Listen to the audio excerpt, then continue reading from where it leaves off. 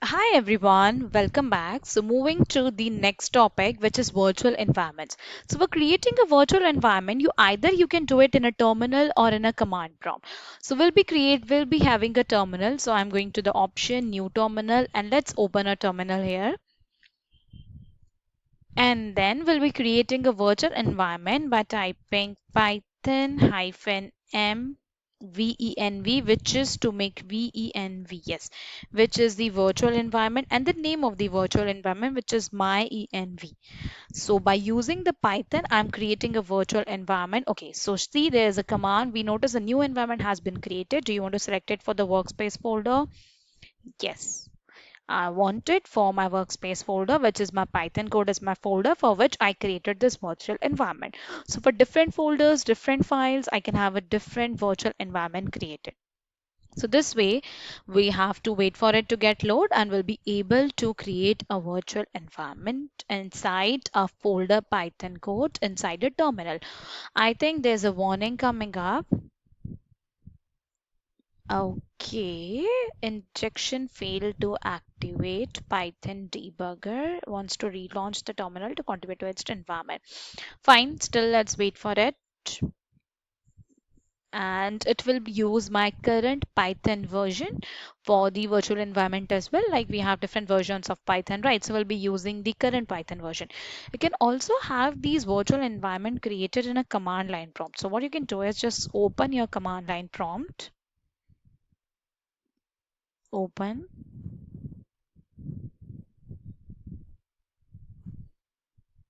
Okay, first thing is I want to go to the location which is Python. So CD desktop. In desktop, I have Python code. No, it's NLP.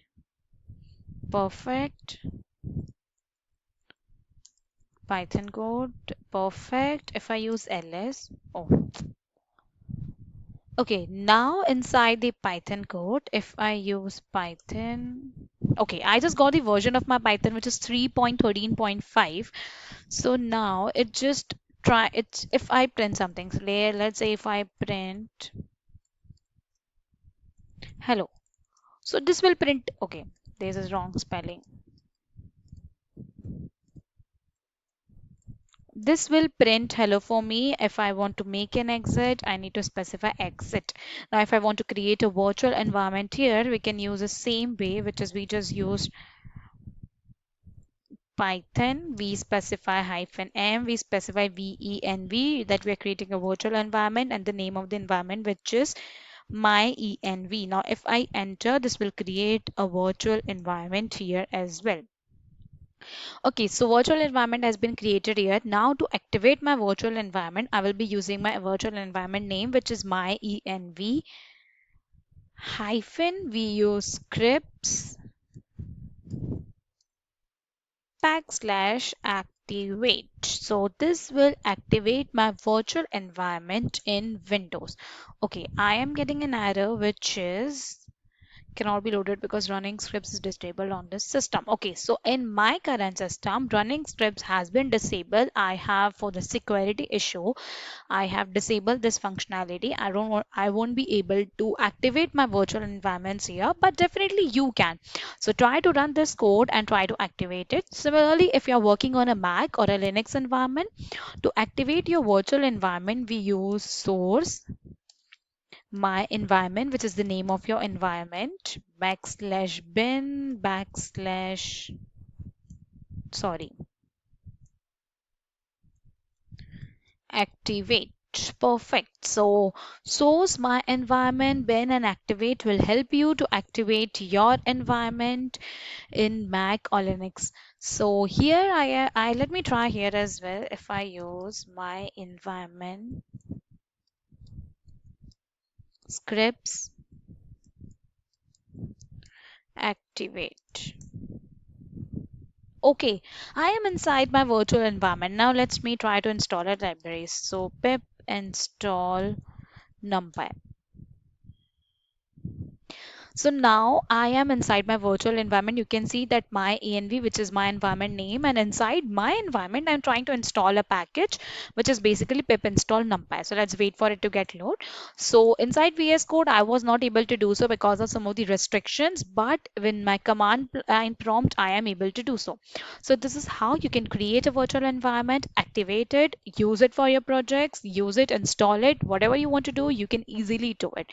It is always suggested, like if you will be moving on to the organizations or working with some of the organizations or going there working on the projects, real life projects, there you always need a virtual environment if you're working with multiple projects, because you cannot have everything locally, right? So we just create a virtual environment to make sure the space is also less occupied, variable, so to run whatever we want to. No other projects are affected because of different versions of libraries and everything. So this is how it works. It might take some time to load it, but that's fine, we already did it in command line prompt. Let me close this part, and yes, we are good to go. So this is how we are able to create the virtual environments. Now moving to the next part, which is libraries and import. So let's see how we are able to, I think if you must all be knowing how to import library, we use the import keyword, specify the library name. We have math, we again go to the import random. Now let me just give you a suggestion. Go to the Google, search their Python libraries. That will open a list of libraries that are available for you. You can look at so many libraries, like there is always a possibility that we are not aware of many libraries and functions that are available. So we try to code them. So instead of coding them, you can easily use those functionality. This will make your coding more easier in more shorter way. You don't have to calculate the square root by the calculation. You don't have to add multiple numbers. You don't have to multiply. Just use the function and do it. Convert into lowercase, uppercase. There is a random function as well where we just print a random number from any number in between. So that's a random functionality. We have square root function. We have so many functions that are available. So just go to the Google, type their Python libraries and look at all the different libraries and functions that are available. At least just have an idea of them. Like, so whenever there's something comes up, you just have a click of it. Like, yes, I saw something like that, so I can use it. Now to use the functionalities of library, I will be using math.sqrt to calculate the square root of 16. So we use the library name and then the function name. Similarly, there is I will be using random library. In that I will be using rand int. This will print me a random number with the range 1 to 5. So that's 4.0, the square root of 16, and random number from 1 to 5 is 3. If I again run it, the random number is 2 now, because that's a random number. A computer is going to pick it by itself. So that's how things work. Now, the random number is a functionality. We use it multiple number of times. Like currently, I am working on a project. We use this random number functionality a lot of the times. Like there might be a situation in projects where you cannot decide if you want to run this part or that part. Okay, there is always so many parts if you run. Like if someone click on submit option, there is so many web pages it's going to open for them. So based on a random number, we decide those web pages. It's in just an example. So some of the common libraries for beginners or people to understand is, so we have math library, we have random library, which is going to print you the random numbers. Math is used for all the calculations. We have OS library, which is used for all the file and folder operations. For example, if you want to make some changes into your file that is existing or something like that, we use this OS library. Then the most important, the most common, which is the pandas library, which is used for all the data analysis purpose, like reading a file, creating a data frame, and all the different functionality. We use this pandas library. There's another library which is NumPy, which is used for all the numerical calculations. So these are the common libraries that we have. Now moving on to the next topic, which is error handling. So I think there's so many text format I've created. This markdown is basically the text format. Okay, where you can just write something. It won't be in the form of a code. Now coming to the next part, which is error handling. So we already know the importance of error handling. Like whenever a program fails, Python allow us to handle these by using the try and accept method. So let's say I want to create, I want to input some number from the user. So if they enter zero, I don't want my code to stop. I want it to print something. Like my user should not have a bad experience. I would be handling all the errors possible by myself. So let's say we use this try, like what you want to have. So I want to create a variable which is num. I want to input a integer variable. So I'm using int input. We specify enter a number. Perfect. Now I will be returning the numbers. I'm using result is equals to 10 divided by the number. So what will happen if someone enters 0? It won't, because you cannot divide something by 0, right? So now I just want to print result is space comma result. So in this way we are able to print the result. Now if I run this, okay, let's say I remove this part, and now if I run this, I have to remove this as well. Yeah, let me run this. This will ask me to enter a number. It's such an easy function. Why it's taking a lot of time to run it? Oh yeah, it is asking about enter a number. Let's see if I enter 0. See, I'm getting an error. So here I know what the error is, which is zero division error, and I can handle it. But what if we are having a website and there I cannot manually change the value, or if a user is nearby, I can ask them, please enter a new number. No, I cannot do that. So for that, we handle the errors by self by using this try and accept method. Let me uncomment it. After try, we come out of the block, we use accept.